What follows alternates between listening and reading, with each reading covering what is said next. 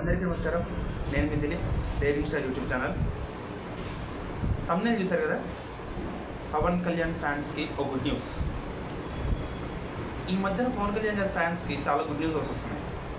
అదేంటంటే Harihara వీరమ్మలు dubbing start కావడం, అలాగే ఓజీ టీజర్ వచ్చి రాబోతుంది అని చెప్పడం, ఇలాంటివన్నీ ఆయనకు వాళ్ళ ఫ్యాన్స్కి గుడ్ న్యూసే.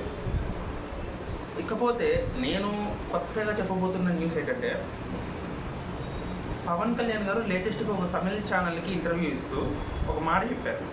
ఈ మధ్యకాలంలో పవన్ కళ్యాణ్ గారి సినిమాల కెరియర్ గురించి ఒక ఇష్యూ నడుస్తుంది. అంటే ఆయన సినిమాలు కంటిన్యూ చేస్తాడా చేయడా, ఓజీ ఆయన చివరి సినిమానా, లేకపోతే ఉస్తాద్ భగత్ సింగ్ ఆయన చివరి సినిమానా, ఉస్తాద్ భగత్ సింగ్ ఉందా లేదా, ఓజీనే లాస్ట్ సినిమానా అని చెప్పి ఆయన అసలు సినిమాలు చేస్తాడా చేయడా నెక్స్ట్ ఈ 3 సినిమాల తర్వాత అని ఒక కన్ఫ్యూజన్ ఉంది. ఇప్పుడు ఆ కన్ఫ్యూజన్కి తెరదించుతూ డబ్బులు అవసరం ఉన్నంత వరకు సినిమాలు చేసుకుంటూ పోతానని ఆయన తమిళ ఇంటర్వ్యూలో చెప్పడం జరిగింది.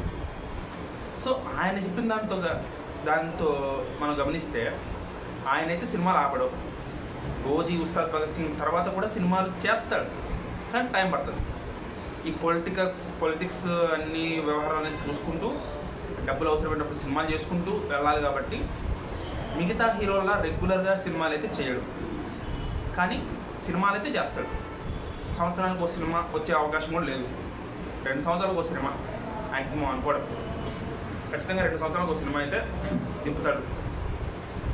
ఎలాగో మనదే ప్రభుత్వం కాబట్టి మంచి అడ్డంకులు కూడా ఏం లేవు టికెట్ రేట్స్ గురించి.